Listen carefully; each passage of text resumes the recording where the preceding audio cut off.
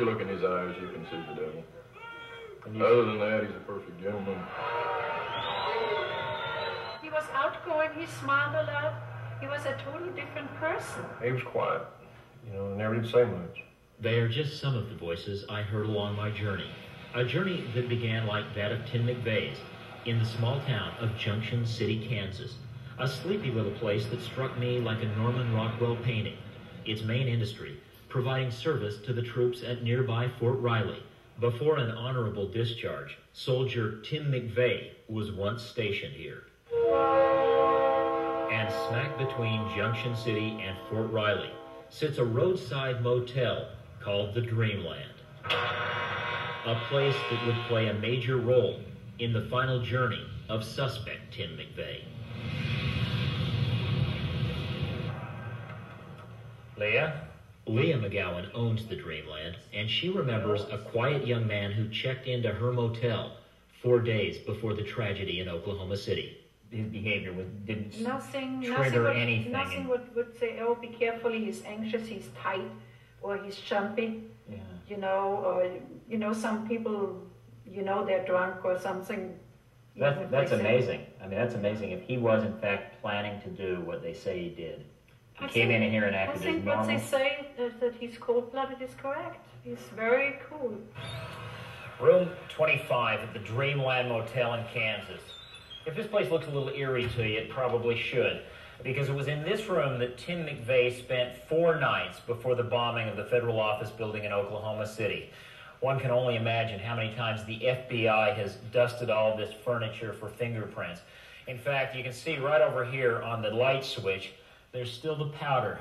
I don't know if you can see that. This is a copy of McVeigh's registration. Yeah, that's good. McVeigh paid $88.95 in cash for his stay in room 25, and in what may be one of his first big mistakes, he signed the motel registration with his real name. And he did come and go, like every motel guest does. A couple days later, he came with a van. Big Ryder truck. Big Ryder truck. Interstate 70 cuts right through the heart of Kansas, allowing people to travel all over this country. And it was along this stretch of road, at a place called Elliott's Body Shop, that cops say McVeigh rented himself a Ryder truck. A truck very much like the one parked here.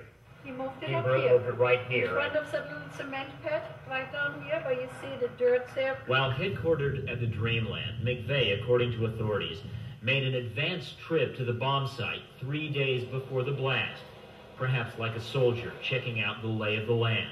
And from Oklahoma City, cops say he called the second suspect named in the bombing, Terry Nichols. He asked Nichols to come pick him up, a drive of more than 200 miles. Nichols told authorities that on the drive back to Junction City, Kansas, McVeigh said to him that something big was going to happen. Nichols allegedly asked, what, are you going to rob a bank? To which McVeigh said, no, something big is going to happen. Sometime during the next few days, authorities believe McVeigh hooked up with John Doe number 2, who continues to elude police despite a nationwide manhunt. Feds believe McVeigh and Doe 2 drove together to the bomb site. Witnesses in Junction City, Kansas, spotted 2 men fitting their descriptions in the days leading up to the blast. Were you at the desk when he checked out? He did left keys and everything in the room, but I make coffee at 5 o'clock right here on the coffee machine, so I see what is here, and there was no truck here. Authorities believe McVeigh started his final 270-mile journey to Oklahoma City sometime in the wee hours of the morning on April 19th. He may have stopped in the small town of Harrington, Kansas, home of his buddy Terry Nichols.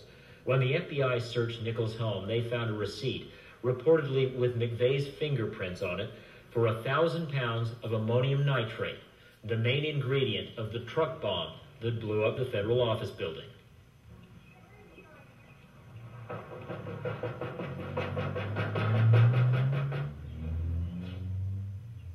After we knocked on the door of Terry Nichols, it was clear that someone was inside. There's also a vehicle here in the driveway. We could see a figure through the window in the door. The vehicle here says it's FBI, so we're assuming that there are 2 FBI agents inside, perhaps waiting for phone calls to Nichols' residence to see who he's communicating with. When they first raided this home, they found a whole cache of weapons, 33 firearms, detonator caps, and a rocket launcher. So it was quite a fruitful raid when they went into this home. Moments later, a local cop showed up and told me to get off the property. If I could just get you gentlemen to stay across the street, I would appreciate it. Happy to. Thanks, sir. Yeah. And so I began the final approach into Oklahoma City.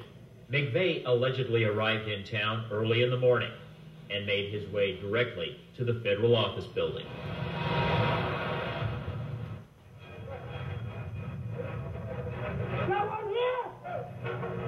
And at 2 minutes after 9 o'clock, the course of American history changed.